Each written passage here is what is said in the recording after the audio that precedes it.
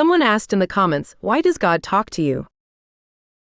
I am an avatar of God, the Arcturians, Muhammad and Aisha, Krishna and Radha, and Matthew and Joan of Arc. Aliens try communicating. Humans are too dumb to notice. Support the making of a movie about Prophet Muhammad and Aisha. We will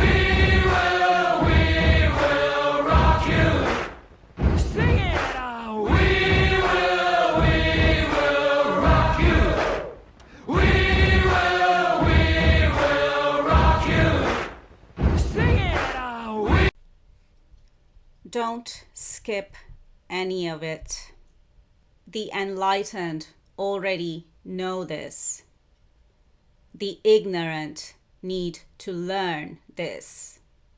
And don't think I am crazy when you are the ones who are ignorant of the truth. So don't think I'm crazy when you are the ones who are ignorant. We will shock you. So, get ready to be shocked. And I know some people have already been shocked who have been watching me and who have been watching us. But get ready to be shocked even more. And here is a remembrance of who we are for humanity and the human race. This is a remembrance of who we are at the soul level for Jews, Christians, Muslims, and Hindus. So, get ready to be shocked even more. The enlightened ones already know the truth, even about God. Only the unenlightened ones will be shocked. It's time for the truth to come out. You are only going to hear and see more and more truth from me and from us on this channel. Enlightened truth about God even. The truth about God that 12,000 years of patriarchy have been hiding from humanity and the human race. So, if you think God is a man, you don't know God. I am here and we are here to unite all religions, spirituality, and human beings, to bring unity and harmony to all human beings on planet Earth, which means I am doing good and I am of God, and whoever is dividing, separating, hating, and even killing and murdering and beheading over religion, over God, over the prophets, and Prophet Muhammad in particular, are doing evil and are of the devil. Adi Shakti, cosmic energy divine. In your presence, the universe does shine. Infinite power, Adi Shakti's embrace. She births galaxies in boundless space. Adi Shakti, radiant and pure. In every heart, you endure. An ode to the Divine Mother. By Shruti Vama.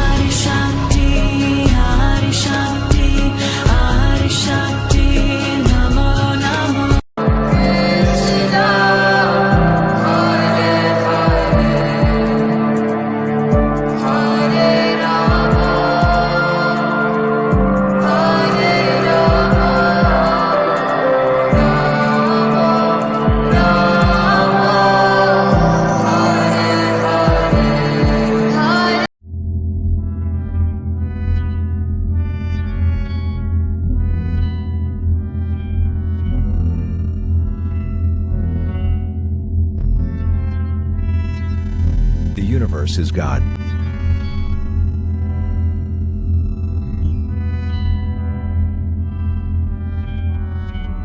All things manifest and unmanifest are part of God.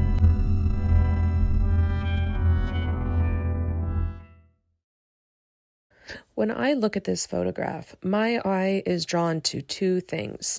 First is this very bright star, which is the brightest point in this night sky. But I also notice the Big Dipper right here, which is also called the Plow in some other places of the world. And honestly, it has a lot of names. But this star pattern is very helpful because it can help direct you to other parts of the sky. And you can use the Big Dipper to arc to the star known as Arcturus. And in this video, we will explore this bright star called Arcturus in the constellation Boötes, and we will look at the characteristics of the star, how to find it, and explore some of the reasons why this star is important to both past and present stargazers. Welcome to Learn the Sky. My name is Janine, and I'll be your guide as we explore the night sky together, one constellation at a time. Now let's review over general information about Arcturus. It's the fourth brightest star in the night sky, and it can be seen from everywhere in the northern hemisphere and up to 50 degrees south latitude for the southern hemisphere. The reason it's so bright in the sky is because it's fairly close to us and it's much larger. It's estimated to be 36.7 light years away, and it's a red giant star that's classified as a K 1.53 star, and we'll talk a little bit more about what that means later on in the video. The name Arcturus is a Latinized Greek name that means Arcturos, meaning the guard or guardian of the bear. And it's fairly easy to spot in the sky because it's bright and it's orange in color. And if we were to point out the constellation pattern, let's back up here. This is Arcturus right there, the bright star. And then here is part of the constellation. And this constellation is known as Boötes. And the red giant star of Arcturus is very much an analogue of a future version of our own beautiful sun. One of the oldest stars in our immediate vicinity, its red magnificence mesmerises many of us in the northern hemisphere. Hi everyone, Vega here, and in today's video we return to normal service with a further look at our friendly neighbourhood red giant star, Arcturus. So let's get to it. Currently in the latter stages of its stellar evolution, Arcturus is classified as a red giant star. This means it has exhausted the hydrogen fuel in its core and has expanded significantly. Red giant stars like Arcturus are typically at a stage where they are burning helium in their cores and undergoing complex processes that eventually leads to their demise. Not dead yet though, the star continues evolving, and indeed, in the coming millions of years it will transform from a red giant, shedding its outer layers of gas and dust into space to create a shell of material around the core. And yes, this expelled material may contribute to the formation of new stars and planetary systems. As many watching this video already know, the ultimate fate of Arcturus is to become a white dwarf. After it has shed its outer layers, the core that remains will collapse until electron degeneracy stops the star from further collapse under its own gravity. Basically, and very briefly, electron degeneracy occurs in incredibly dense environments, like stellar cores or white dwarfs. It arises from the Pauli exclusion principle, which forbids identical fermions, such as electrons, from sharing the same quantum space. Pressure driven by this principle counters gravitational collapse and stabilizes objects like white dwarfs. As you may imagine, it plays a crucial role in determining the final fate of stars, preventing further collapse in less massive stars like Arcturus. The easiest way to spot Arcturus is by following the curve of the handle of the Big Dipper, but frankly these days it's easier to use apps on your mobile phone that can directly point you in the direction of any star you choose. As a side note, I recently started using one myself, and apart from identifying stars like Antares or Fomalhaut, which is now possible for me living in Spain, I also seem to enjoy looking at the southern hemisphere stars like Mimosa, Alpha Centauri or Acrox, albeit through my flaw. Anyway, joking aside, although Sirius is visible from parts of the northern hemisphere's winter, Arcturus technically is actually the brightest star in the northern celestial hemisphere. Located relatively close at 36.7 light years from the Sun, it has a spectral type of K 1.53, and indeed is an aging star of around 7.1 billion years of age. One of the more strange characteristics about Arcturus is that it is about the same mass as the Sun, but because it has expanded 25 times its size, it is now around 170 times more luminous, and it offers a glimpse at the future of our own system. As we like to discuss on this channel, however, in the past the progenitor star of Arcturus was unsurprisingly likely a G-type main sequence star, similar to the Sun, albeit with a mass perhaps in the range of 1 to 1.5 times the mass of the Sun. The exact mass may vary, but it would have been within this general range, and possibly, like Alpha Centauri A or Rigil Centaurus, as Arcturus would have lost mass over the eons of time of its existence due to stellar winds. Known of course as Alpha Boötes, the name of the constellation itself comes from Latin, Boötes, which translates as herdsman or ploughman. It certainly has a strange and difficult pronunciation, Boötes. Perhaps give it a try.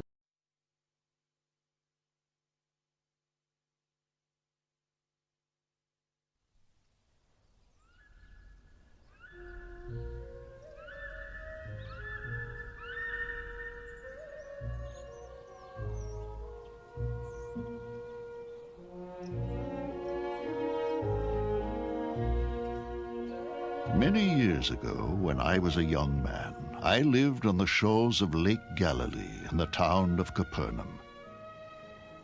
At that time, the Roman Empire controlled all of Palestine. Although I am a Jew, I worked as a tax collector for King Herod of Galilee, who paid tribute to the Roman government. My cooperation with Rome made me an outcast in my own community. However, when Jesus the Christ looked at me and said, "Follow me," I left everything and became one of his disciples. My name is Matthew.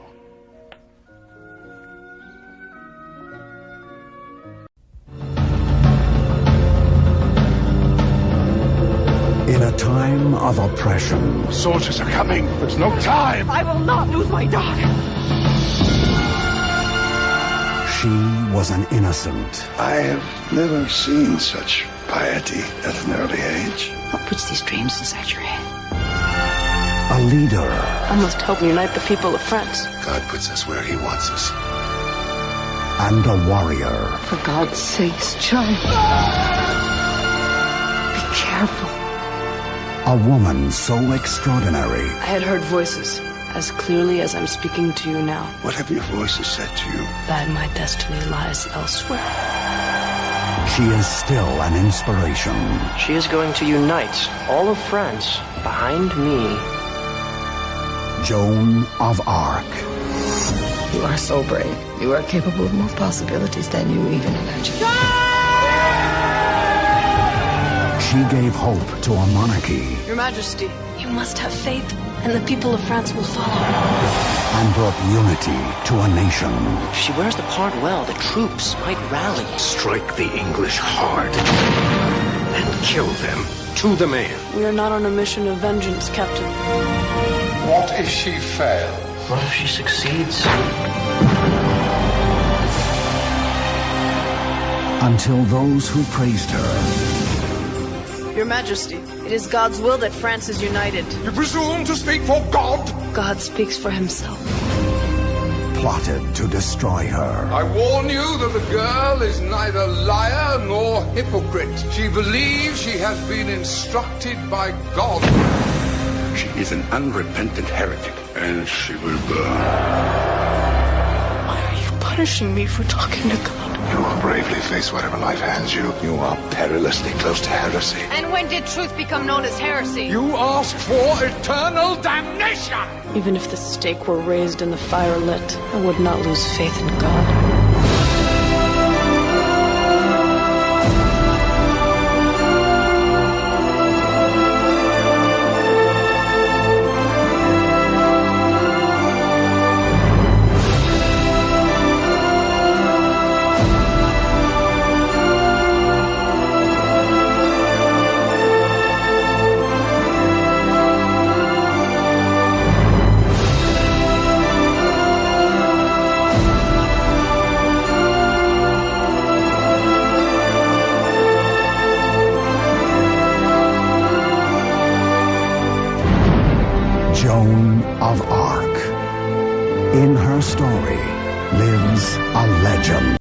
Today if we say Krishna, we say Radhe Krishna. Radhe comes ahead of Krishna. Because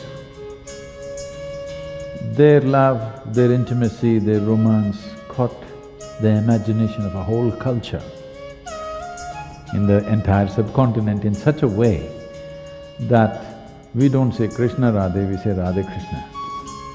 But at the age of 16, he saw her for the last time and never again saw her. And at the age of 16, when he was leaving, he said, I played this flute for you. Now I'm going and not coming back. So, as an offering to you, for the love that you are, I'm going to give this flute to you and never again play the flute again, and he never again played the flute. From then on it was Radha who played the flute.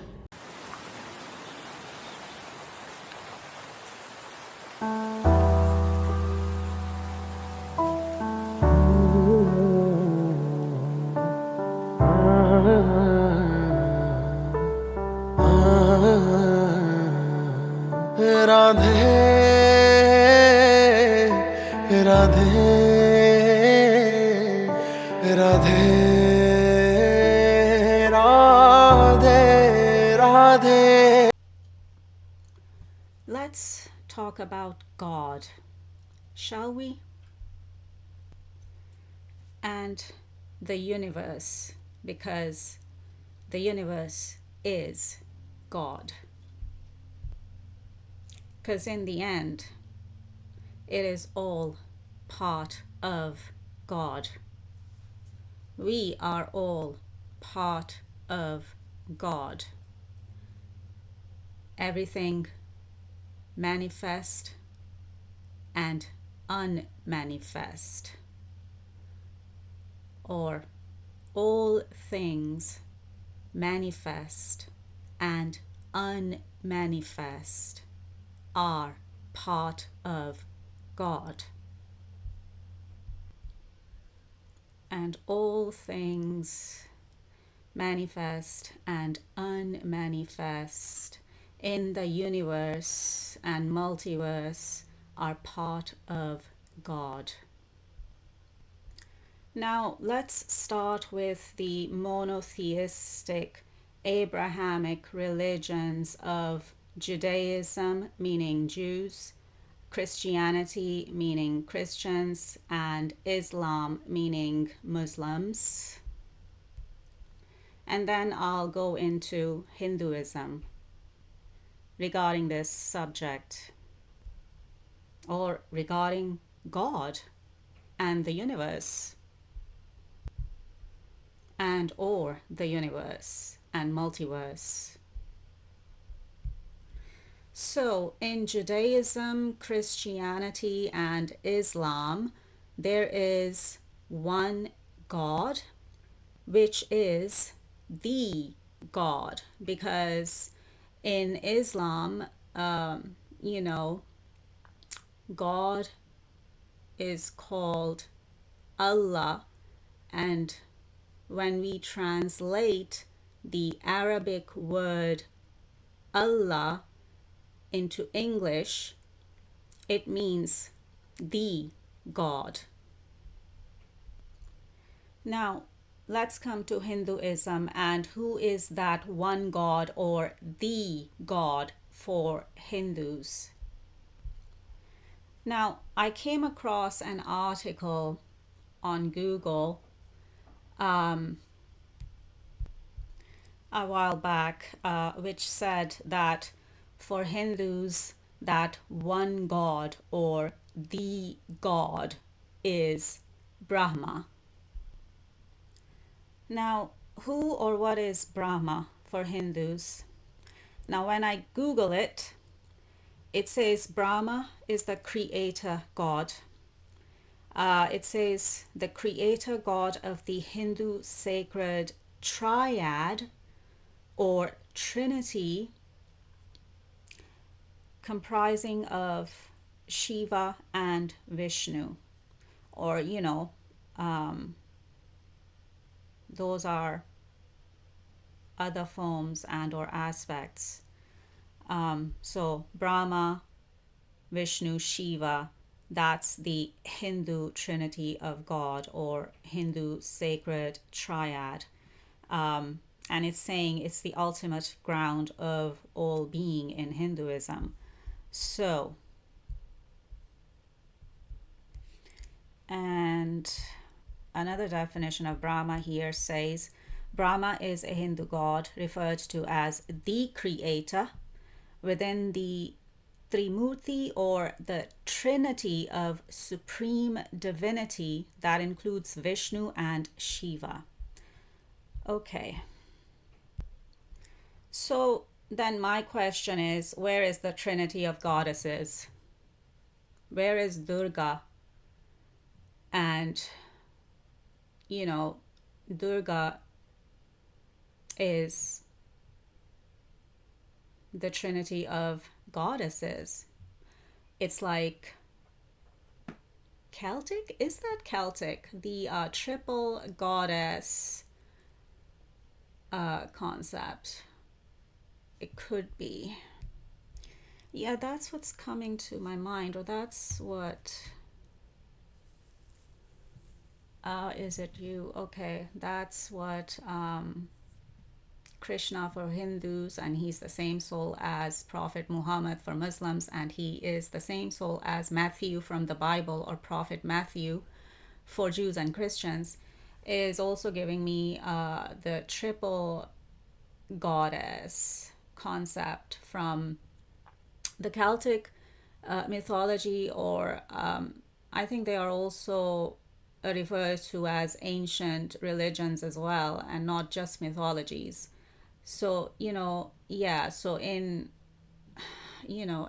Celtic ancient religion and or mythology, there's the concept and the idea of the triple goddess, right? And that is similar to and or the same as the concept and idea of Durga in Hindu religion and or mythology. Actually, can I call it mythology? Because it's very much part of the Hindu religion even today. So yeah, I would say Hindu religion. It's part of the Hindu religion. Durga. And Durga comprises of three forms and or three aspects, namely Kali, Lakshmi, and Saraswati, like goddess Kali, goddess Lakshmi, and goddess Saraswati. So when we're talking about Brahma, Vishnu, and Shiva, then where is the trinity of goddesses? Where is the feminine energy? Where is Durga and, Kali, Lakshmi, and Saraswati? And basically what I mean to say is, when we're talking about God, where is the feminine energy? Why is that missing? And now Krishna for Hindus, he is the same soul as Prophet Muhammad for Muslims, and he is the same soul as Matthew or Prophet Matthew from the Bible for Jews and Christians, and also my soul, who is Aisha, Prophet Muhammad's wife Aisha for Muslims, Radha or Goddess Radha for Hindus, and Joan of Arc for Christians. And I guess Jews know about Joan of Arc too, because she's a historical figure. And there's even movies made on her. So now my soul is also giving me 12,000 years of patriarchy, because this is what 12,000 years of patriarchy has done to women and the feminine energy, and also when it comes to God and God energy. That's why, when we talk about God, where's the feminine energy? why the feminine energy is missing when it comes to God. 12,000 years of patriarchy. That's why.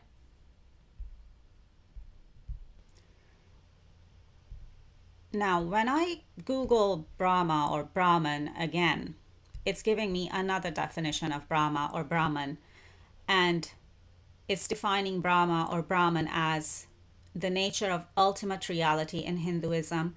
And it's saying in Hinduism, God is also known as Brahma or Brahman. Hindus understand Brahma or Brahman as the ultimate reality. Okay?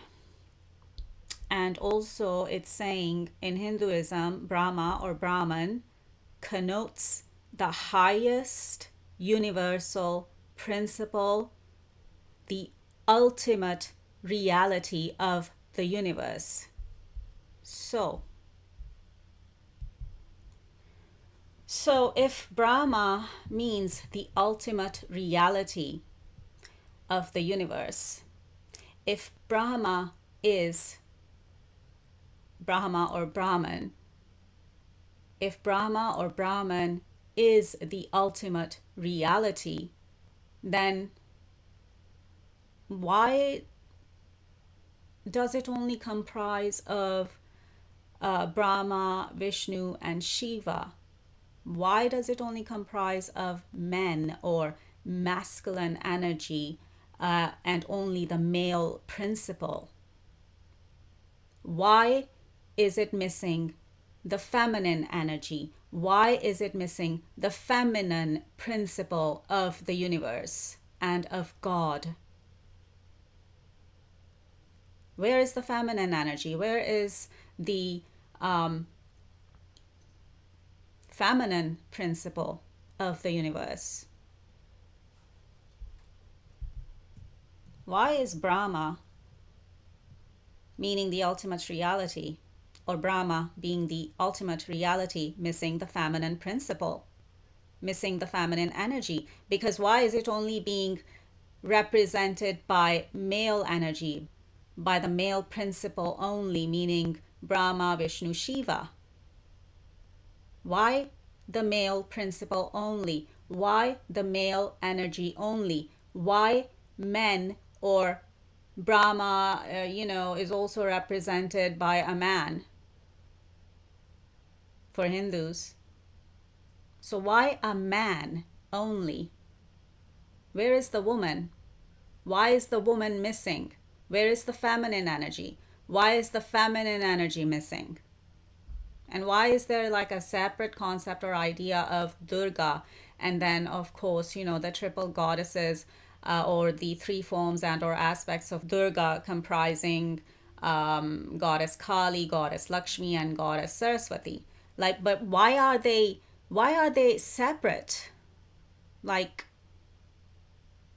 if Brahma or Brahman is the ultimate reality, then shouldn't the ultimate reality include the feminine principle, the feminine energy, the goddesses as well? Durga, comprising of three forms and or three aspects of goddess Kali, goddess Lakshmi, and goddess Saraswati. Where are they in Brahma, the ultimate reality? Why are they missing from Brahma or Brahman, which means and which is the ultimate reality? Why is Brahma, the ultimate reality, only represented by the male principle, by masculine energy, by Brahma, Vishnu, Shiva, who are all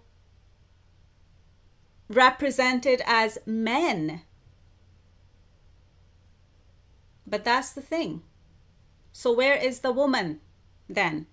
Why is the woman missing? Why is the feminine energy missing? If Brahma or Brahman is the ultimate reality. Do you see what I'm saying? I hope that at least some will understand what I'm trying to say here and what I'm trying to explain here. So why is the feminine principle and the feminine energy and the goddesses are missing from the ultimate reality called Brahma or Brahman, the ultimate reality of the universe? You know, why is that only a man? Why is that only represented by a man? Where is the woman? Where is the feminine energy? Where is the feminine principle of the universe in Brahma? Why is that missing from Brahma, which means the ultimate reality of the universe? Why is that missing? Why is the feminine energy, the feminine principle, and the goddesses are missing from Brahma, which is the ultimate reality of the universe? And also, who is the supreme creator? Is it a man or is it a woman? Who is God, really? Is it a man or is it a woman? Or is it both? Is it androgynous? Is it both feminine and masculine energy? Does it comprise of both feminine and masculine energy? But ultimately, in the end, what energy is at the core of it? Is it masculine energy or is it feminine energy that's at the core of it? That's at the core of it all in the universe and the multiverse. What energy is that? What energy is at the core of everything in the universe and the multiverse? Is it masculine energy or is it feminine energy? Oh yeah, and now I'm being reminded of this too, and I'm being reminded of it by Durga. You know, and Durga comprises of three forms and or aspects, including goddess Kali, goddess Lakshmi, and goddess Saraswati. And goddess Kali or Kali Ma is coming through here mainly, reminding me of this point that I also wanted to convey. And of course I'm channeling, so you know, they're reminding me, she's reminding me, goddess Kali or Kali Ma is reminding me to point out this as well. Like, and also, you know, when we talk about Brahma, I think mainly for Hindus, but Brahma is associated with the sun. And what is the sun? The sun is light energy, you know. And then, but where is the moon? Because Brahma is associated with the sun, which is the light or the light energy, but it's also, you know, associated with masculine energy and is represented by a man. But then where is the feminine energy? Where is the moon? Because, you know, where is the moon? If the sun is there, then where is the moon? Why is the moon missing? Because the moon is associated with the feminine energy in the universe. So, where is the moon? Why is the moon missing? Why is the feminine energy missing? And also the moon is associated with the night and the dark. So you see, the sun is associated with the light and the light energy, and the moon is associated with the night and the dark and the darkness and the dark energy. And both of them together would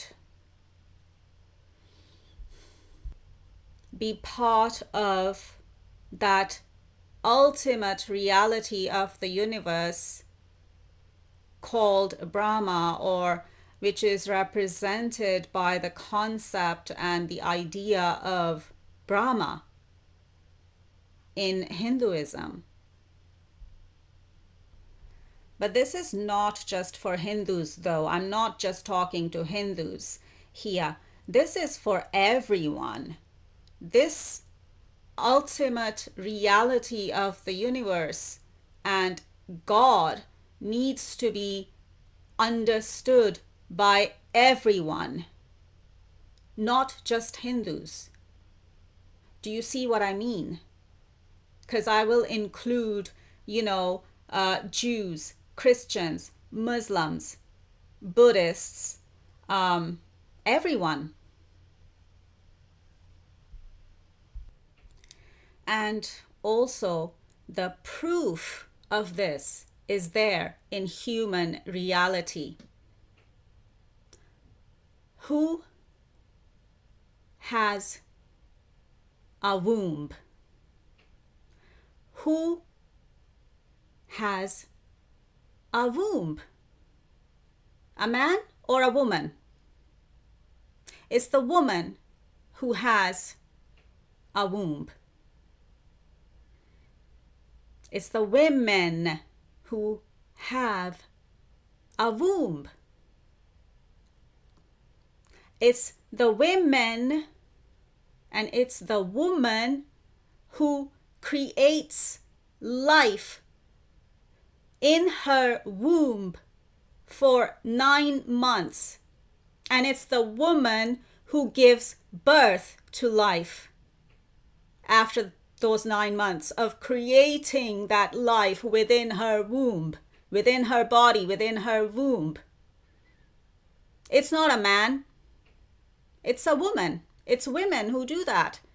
It's women who have the womb, who have wombs. Or it's the woman who has the womb, not men. It's the woman who creates life in her womb. And it's a woman who gives birth to life. So then, who is the supreme creator? Who is God then? A man or a woman? And if we take the same concept and idea to the universe, there's such a thing called the cosmic womb. So who is the creator? And who is the supreme creator? So then who is God? A man or a woman? God is a woman. And even Hollywood knows that.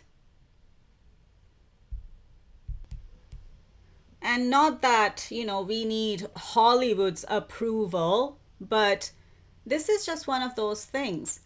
There's so much truth that comes out in the movies, in Hollywood movies and also in Bollywood movies and also, in TV series as well.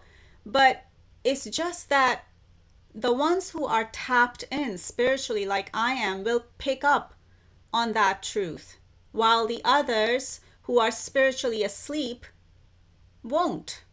So actually I was, nudged by my soul and the Arcturians. And of course, Goddess Durga, Kali, Lakshmi, Saraswati, and of course, I'll include Brahma, Shiva, Vishnu as well. Now, these are, of course, concepts and ideas and ideologies as well. And they're there in order to explain this God thing to humans. So I was nudged to watch this Hollywood movie called Bullet Train recently. Yeah, the movie is called Bullet Train and it's from 2022. And there's a dialogue in that movie.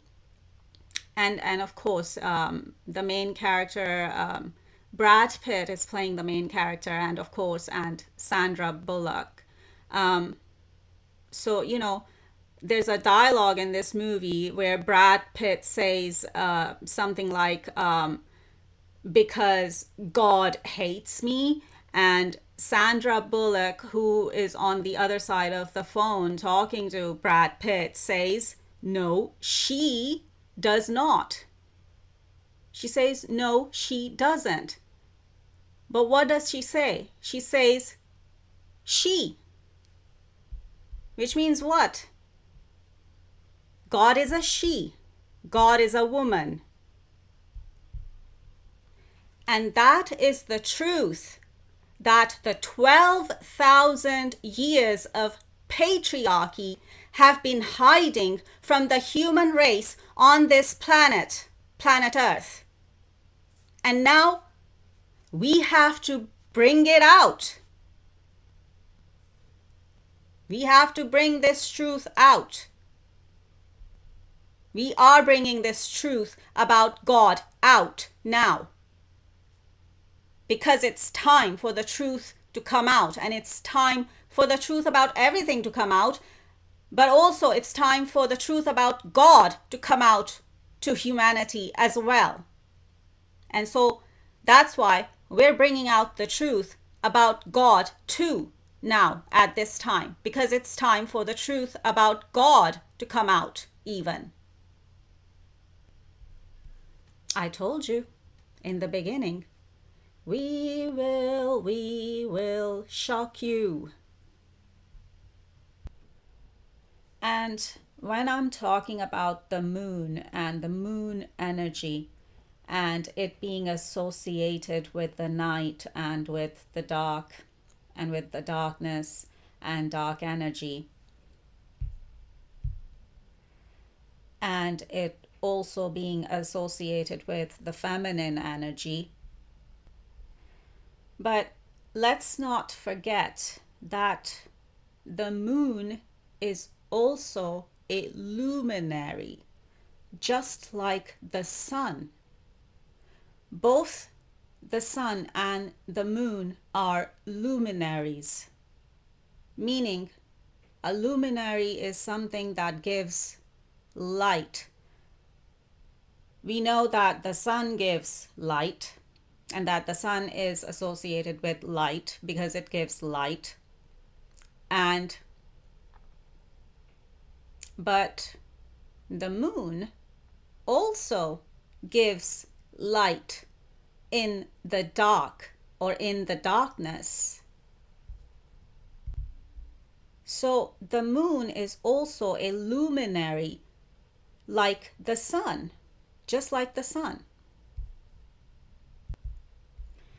And since we're talking about God and the creator energy, especially the supreme creator energy that we know as God, and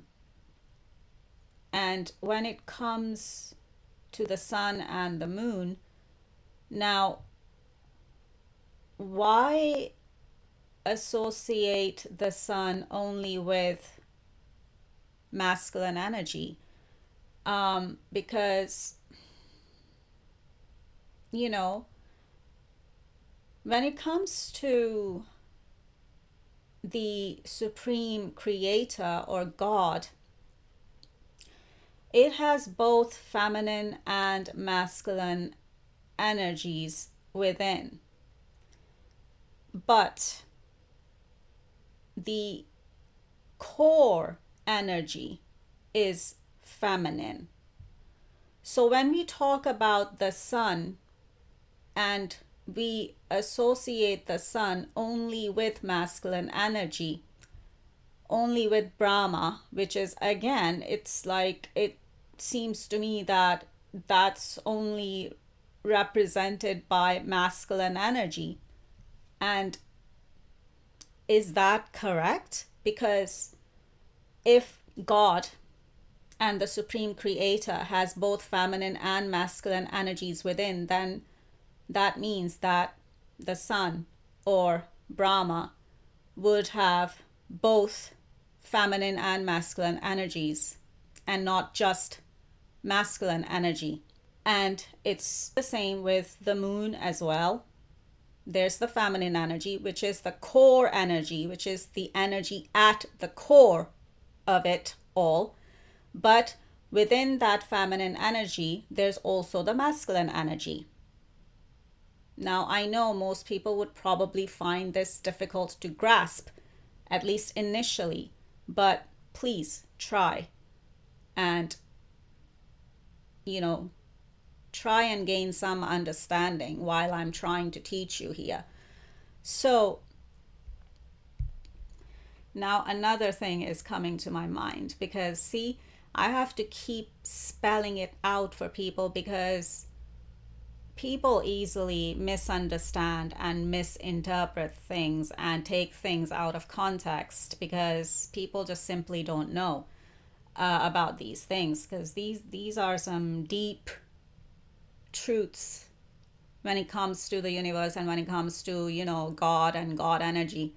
But when I'm talking about the moon, I'm not saying that the moon is God. Okay, let me be clear on that. That's not what I'm saying. But I'm talking about the moon energy, which is associated with feminine energy mainly. But of course, as I've explained, it would have masculine energy within as well. And the same with the sun energy, okay? It will have both feminine and masculine energy within as well, and not just masculine energy. So when I'm talking about the moon, I'm not saying that the moon is God, okay? That's not what I'm saying. But I'm just trying to use the sun and the moon as an example, because we all have a lot to learn, and I'll include myself. I'm still learning about these things and about the intricacies of the universe and of God. So I just wanted to make that clear. But then again, see, that's the thing. It's like I have to keep explaining myself because I don't want people to get it wrong and get it twisted. But in the end, the truth is that, as I said before, all things manifest and unmanifest in the universe are part of God. So even the sun and the moon are part of God. So, yeah, try and see if you can grasp that. But when I'm talking about God or the Creator, and especially the Supreme Creator, I shouldn't say the Creator. I mean, I can say the Creator and or Creator energy, but especially the Supreme Creator that we all know as God. And the moon, and the moon energy being associated with feminine energy, and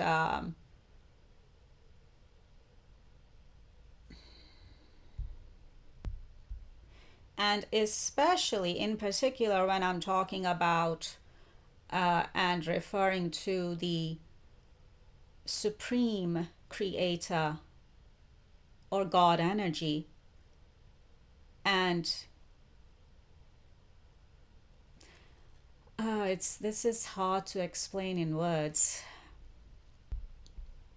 But yeah, when I'm talking about God and the Supreme Creator, and then bringing the moon energy being associated with feminine energy and bringing that in, I'm talking about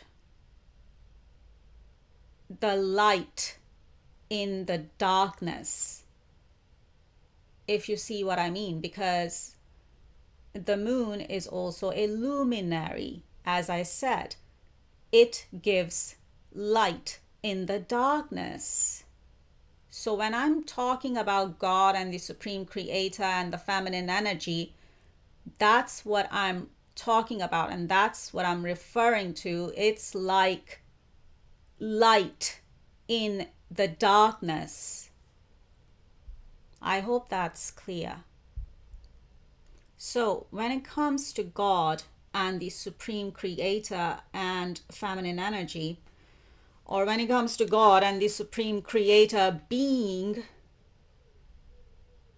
a feminine energy, I'm talking about, the God energy, the Supreme Creator energy, and the feminine energy that provides light in the darkness. It's there as light in the darkness. So please don't get it twisted, and please don't get it wrong, and don't get the wrong idea, because I know that this is going to be very difficult for most people to grasp. But then again, if you're not going to start trying to understand and gain some understanding of God now, then when?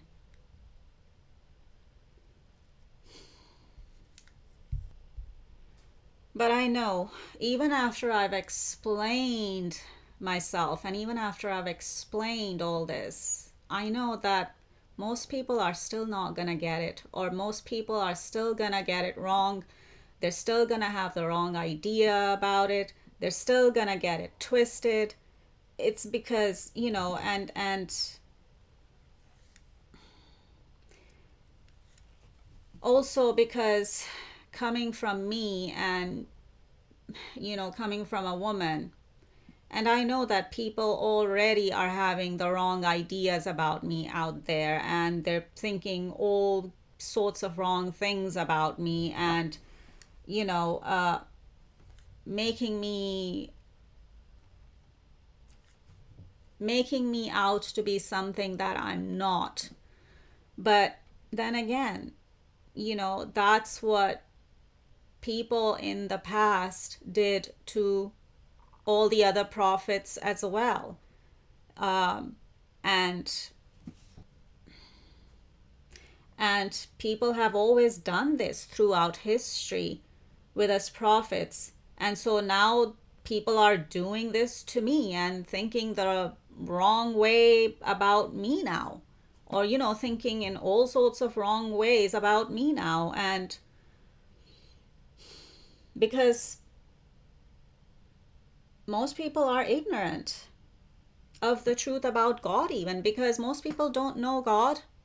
If they know anything about God, it's because it's come through their religions and or their religious programming, and a lot of that religious programming is false, and or it's incorrect, and or it's incomplete, as in it's a half truth and not the whole truth about God. And so, what do? And also because most people are spiritually asleep, are spiritually dead, because they haven't had a spiritual awakening, which is the same thing as Kundalini awakening in Hinduism and Buddhism. And I'm sure most people don't even know what that is. I'm sure most people haven't even heard of a spiritual awakening and or a Kundalini awakening.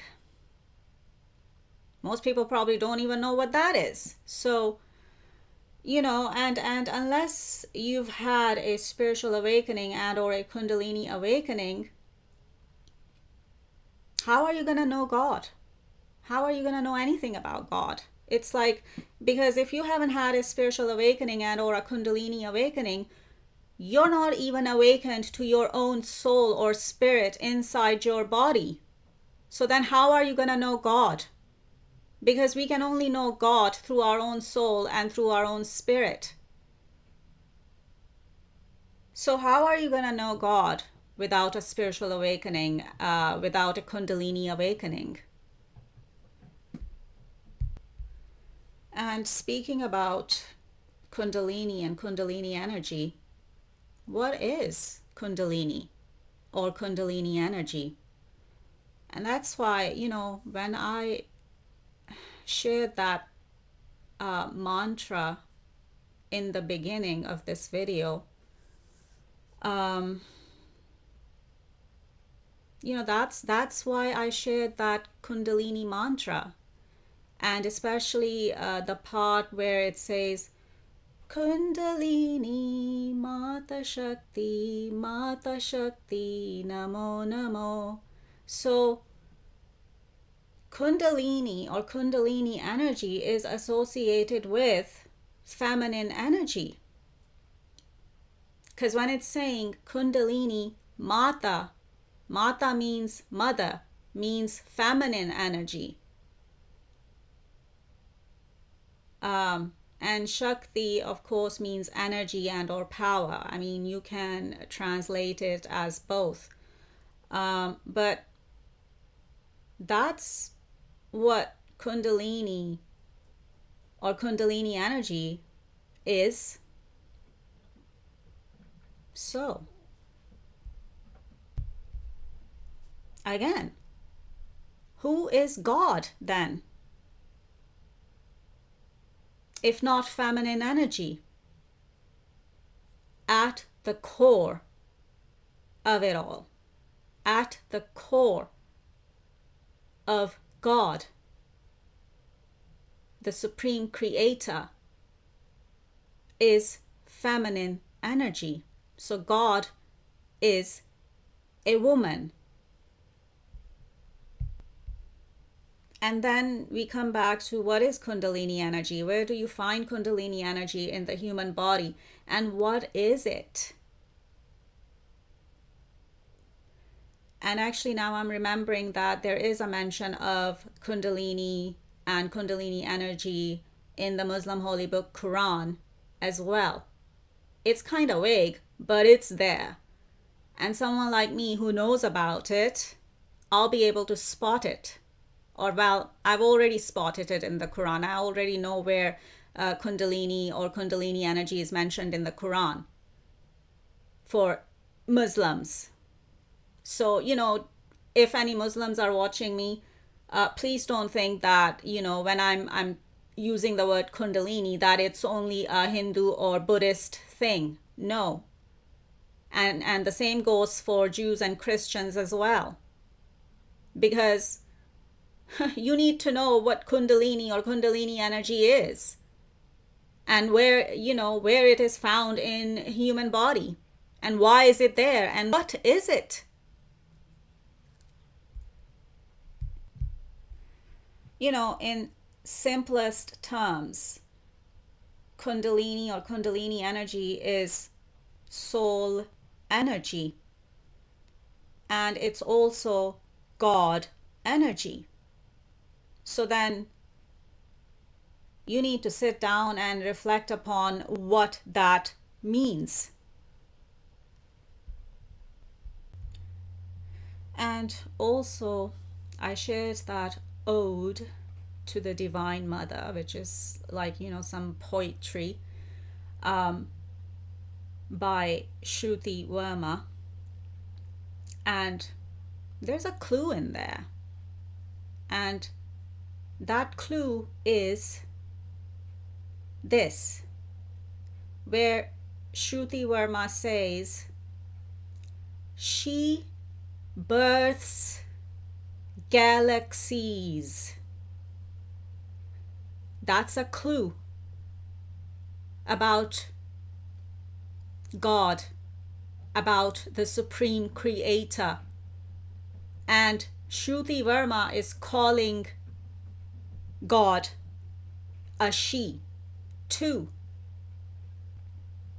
which tells me is that she's tapped in spiritually like I am.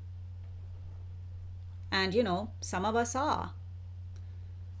So, that's a big clue about God and about the Supreme Creator, and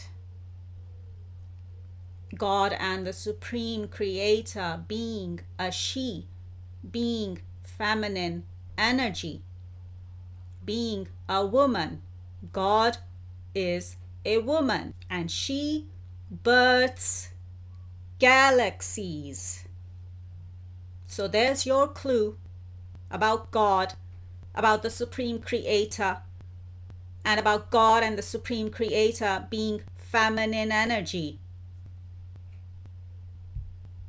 by Shruti Verma, as well as me. And she has masculine energy within. That's interesting. And now another thing is coming to my mind, because God is reminding me of it. It's like, yeah, it's going back to the Brahma or Brahman concept or idea. Not just Brahma being represented by a man, or Brahma being a man, but Brahma or Brahman as a concept, as an idea, or ideology, and as the ultimate reality of existence, of the universe and multiverse, and of existence, and the foundation of existence, because we're talking about the foundation of existence here as well. So when, the sacred triad mentioned in Brahma, being Brahma, Vishnu, and Shiva, and then, you would find Shiva sometimes being depicted as half god, half man, but also depicted as half woman, half man as well. So in a way, that's where you would find the feminine energy in the Brahma or Brahman, the ultimate reality concept or idea. But it's like, it's so symbolic. It's being given to you in a very symbolic way, which most people wouldn't even get it, because it's that vague, it's that subtle. It's being given to you that subtly, that most people wouldn't even register it unless it is mentioned and unless it is explained to them, like I am explaining it to you right now. And of course, when Shiva is depicted as half god and half man, the god part of Shiva is depicted as blue. And who do you think that is? It's the Arcturians. That's what the blue color symbolizes when Shiva is depicted as half god and half man, meaning half blue and half human looking. And also Krishna is also depicted as blue. I mean, I don't know why they're depicting Radha as a human only, because Radha is also a goddess, is also an Arcturian, so she should be depicted as a blue being as well. But that's the thing. Even when it comes to Hinduism and Hindus, even Hindus need to learn some things. And because I am the reincarnation of Radha or goddess Radha for Hindus, so I know what I'm talking about. And also, you know, the blue skin or the blue color, I mean, it's not about the skin color. It's symbolic for our aura. You know, the blue color, it's symbolic for the color of our aura. So we need to know about the symbolism or symbology here with all these things too. And we need to pay attention to that too and what all that means as well. But anyway, I've just explained it to you here in my video now. So, you know, you know that now, and you know what it means now because I've just explained it to you. Okay, this is like, I'm gonna have to keep explaining myself because now another thing is coming to my mind because, you know, where I'm mentioning, you know, Shiva being depicted as half blue and half human sometimes, and you know, half, which means half god and half human. And then, you know, because I'm dealing with people from monotheistic religions, you know, Abrahamic religions of Judaism, Christianity, and Islam as well, because they're all watching me. So that's why I have to keep explaining every little single thing. So when I'm, you know, explaining Shiva sometimes being depicted as half blue, half human, which means half god, half human, I'm not saying that the Arcturians are God either. They are considered as gods and goddesses in ancient religions, which, you know, nowadays are being referred to as mythology. But is it all mythology? Was it all mythology? You know, back in those days, if we go back to those ancient times, and you know, they're also referred to as ancient religions, because then again, it's like, then I'm gonna go into, right, this video will become very long, but it's just, you know, from one thing, it's like another thing comes out, and then another thing comes out, and then another thing comes out. But you know, what was there before the monotheistic Abrahamic religions of, oh, there's only one God thing, when it comes to Judaism, meaning Jews, Christianity, meaning Christians, and Islam, meaning Muslims? What was there before these monotheistic Abrahamic religions? There were these ancient religions that believed in, you know, gods and goddesses. And of course, we still find that in Hinduism in this day and age as well. But then that's another thing that we need to gain an understanding of, instead of just, you know, misunderstanding it and misinterpreting it. But coming back to my point, I don't mean that the Arcturians are God either. They are considered gods and goddesses. And of course, the idea of gods and goddesses is still there in Hinduism, even in this day and age. And also, the Arcturians are also referred to as Elohim in the Bible even. So that's actually, we are mentioned in, you know, in a monotheistic Abrahamic religion of Christianity. We are mentioned in the Bible as Elohim. And when you look up the meaning of Elohim, you know, we are referred to as gods and goddesses, and also as, you know, angels. You know, another meaning of Elohim is also seraphim, and that's a hierarchy of angels. So we are there in, you know, in the Bible as well.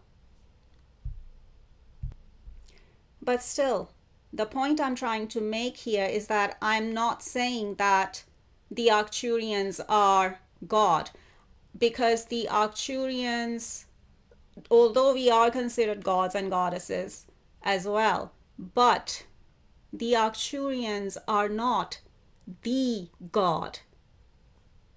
You know, that one God that is mentioned in the monotheistic Abrahamic religions of Judaism, Christianity, and Islam. And even Hindus believe in that one central God, as I said. And for Hindus, that is like Brahma or Brahman.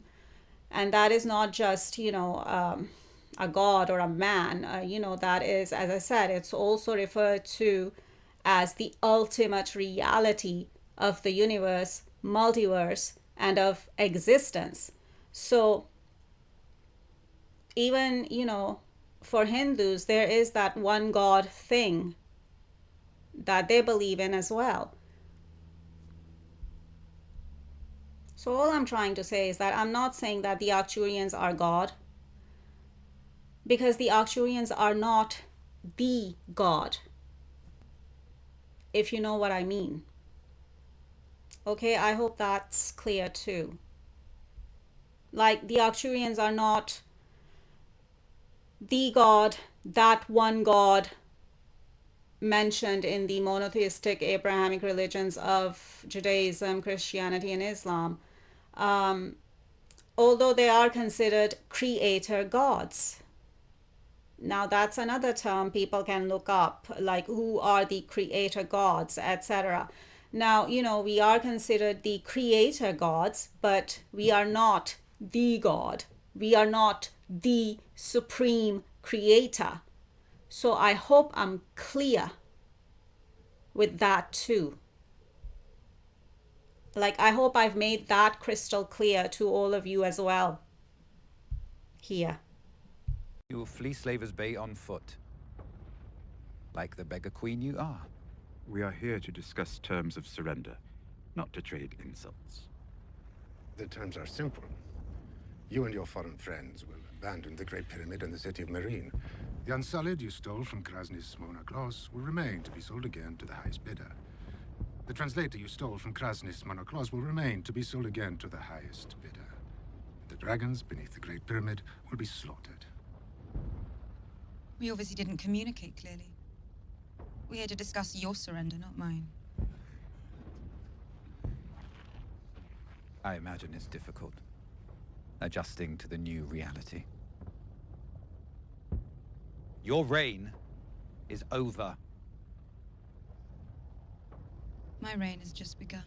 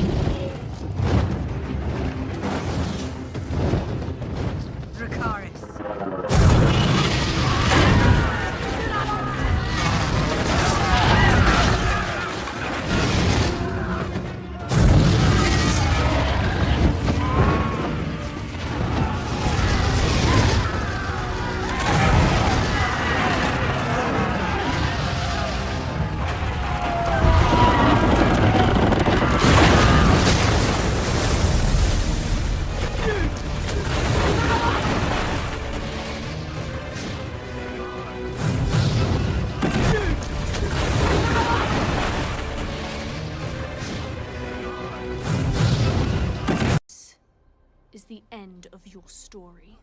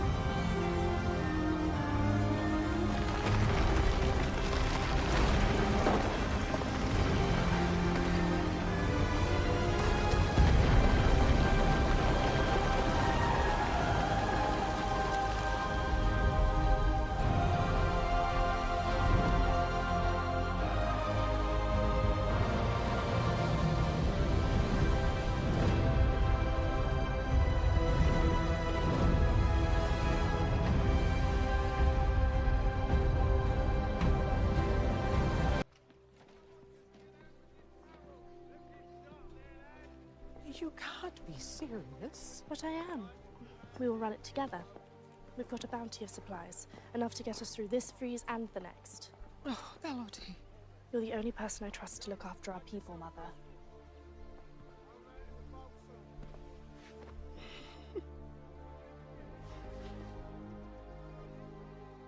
Can I help too? Floria, I'm counting on it.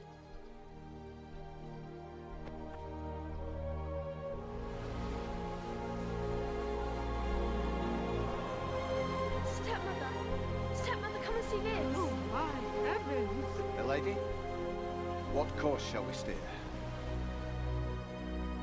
Home.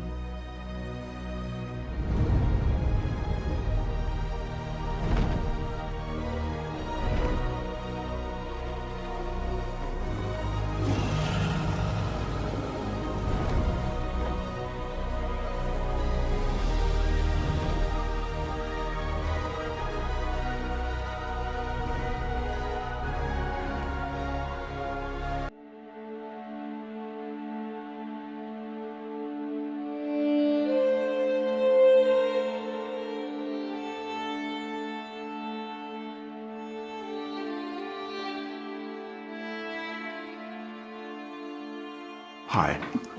1.5 years ago, I was leading one of my meditation group, and as always, I was sitting with this in my lap, the harmonium, just being ready to receive if something came in. And this day was very special because this little tune came in.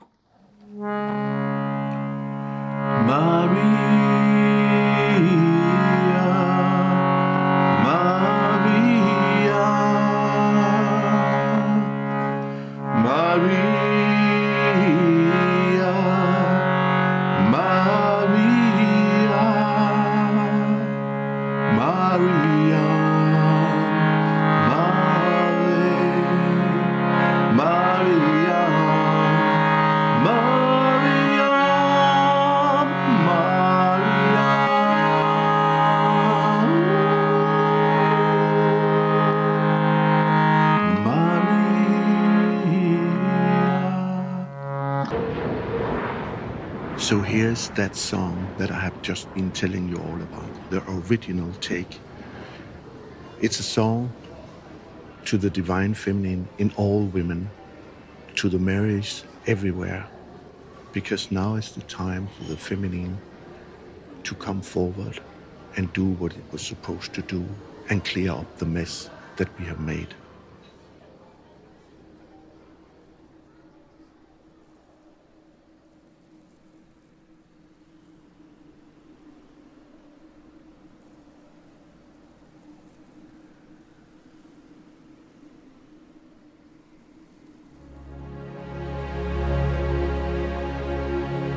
Maria.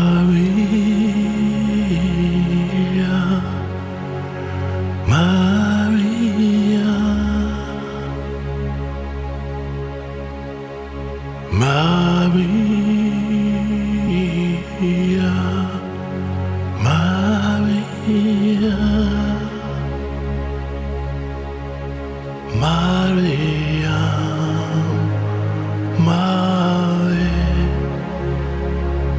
Maria, Maria, Maria.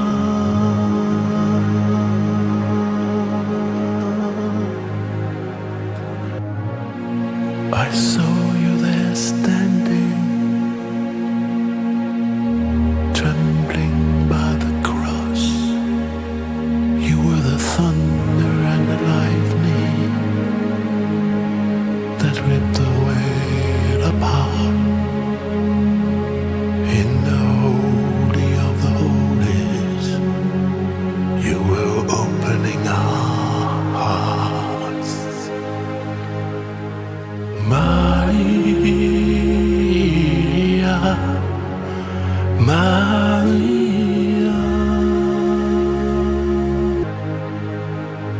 Maria,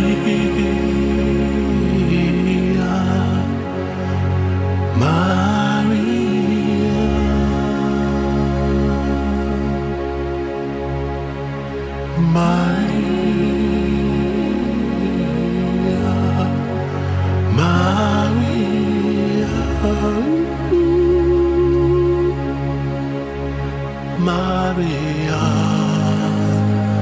Maria, Maria.